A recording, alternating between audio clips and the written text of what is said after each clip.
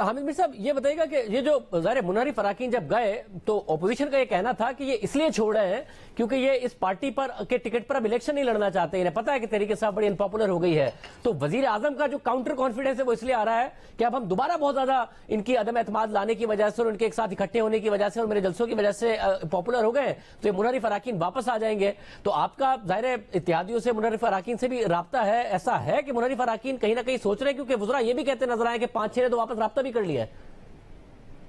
دیکھیں 5-6 نے تو رابطہ نہیں کیا کوئی بھی، یہ جن لوگوں کا رابطہ ہو رہا ہے یہ ان 13 ارکان میں شامل نہیں ہے جن کی کہ ایک رونمائی ہوئی تھی سندھ ہاؤس میں، اور اب ان میں سے کوئی بھی سندھ ہاؤس میں نہیں ہے۔ وہ 13 لوگ جو ہیں وہ ابھی تک ویسے کے ویسے ہی اپوزیشن کے ساتھ منسلک ہیں۔ ایک اور لسٹ تھی 19 ارکان کی اور ایک تیسری لسٹ تھی 24 ارکان کی، تو وہ جو 19 اور 24 والی لسٹ ہے اس میں ایک لسٹ پیپلز پارٹی کی تھی، وہ تھی 24 کی، اور ایک 19 کی لسٹ تھی پی ایم ایل این کی۔ تو جو پی ایم ایل این کی جو 19 کی لسٹ ہے اس میں سے 2 لوگ جو ہیں خواجہ شیراز صاحب اور سمیع گیلانی صاحب، وہ شاید آج واپس حکومت کے ساتھ ان کی میل ملاقاتیں ہوئی ہیں، اور جو پیپلز پارٹی کی جو 24 کی لسٹ ہے اس میں پیپلز پارٹی نے ابھی تک اپنا کوئی بھی پتہ شو نہیں کیا۔ پرسوں سے یعنی کہ اتوار کو ان کا جلسہ ہے اور اتوار ہی سے ایک سلسلہ شروع ہوگا، کچھ پریس کانفرنسیں ہوں گی، کچھ اور بھی چیزیں سامنے آئیں گی، تو اس میں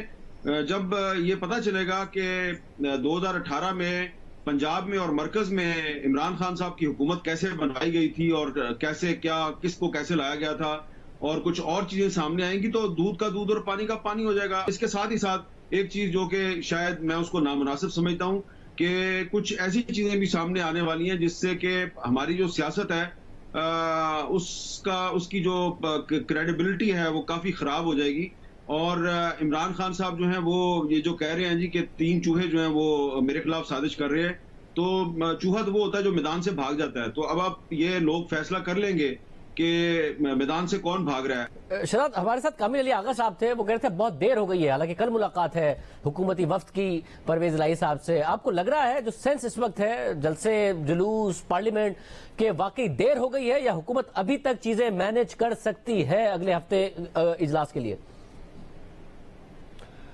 شاہ دیکھیں بظاہر تو یہی لگتا ہے، آپ جتنے بھی انٹرویوز سنیں اتحادیوں کے، ان کی پریس کانفرنس میں باڈی لینگویج دیکھیں یا بات سنیں ان کی، تو اشارے تو وہ یہی دے رہے ہیں کہ ان کا جھکاؤ اپوزیشن کی طرف ہے۔ اور دیکھیں اگر حکومت کے اتحادی ہیں، آج بھی وفاقی کابینہ کا حصہ ہے، لیکن ایک بیان بھی حکومت کے حق میں نہ آنا تو یہ تو ظاہر کرتا ہے کہ ان کی اس وقت جو چوائسز ہیں وہ بڑی کلیئر ہیں، لیکن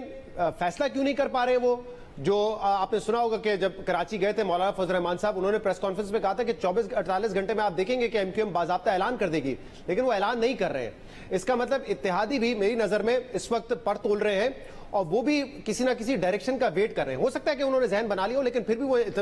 اطمینان سے ویٹ کر رہے ہیں، بڑی پیشنٹلی ویٹ کر رہے ہیں کہ کہیں سے کوئی ڈائریکشن آئے تو ہم اپنا حتمی فیصلہ کریں، ایسا نہ ہو کہ ہم رائٹ مڑ جائیں اور پتہ چلا کہ لیفٹ مڑنا تھا۔ اور شاید اس کی ایک وجہ یہ بھی ہے شاہزیب، کیونکہ پچھلے دنوں میں بلکہ پچھلے 24 گھنٹوں میں 2 اہم ملاقاتیں ہوئی ہیں، 2 مرتبہ آپ کہہ لیں کہ اہم ملاقاتیں ہوئی ہیں، تو جب اتنی ملاقاتیں ہو رہی ہوں گی تو کہیں نہ کہیں پھر یہ سمجھ آتی ہے ان کو کہ کہیں نیگوسیشنز ہو رہی ہوں گی، شاید اس لیے ملاقات کی ضرورت پڑ رہی ہے۔ ان نیگوسیشنز میں کیا طے پا رہا ہے یہ کسی کو صحیح طریقے سے نہیں پتا، تو میرے خیال سے ویٹ اینڈ واچ کر رہے ہیں وہ ابھی بھی، اس لیے 24 گھنٹے کی جو بھی ڈیٹ دی گئی ہے اب تک، جو بھی ٹائم دیا گیا ہے اس میں انہوں نے باضابطہ اعلان نہیں کیا ہے۔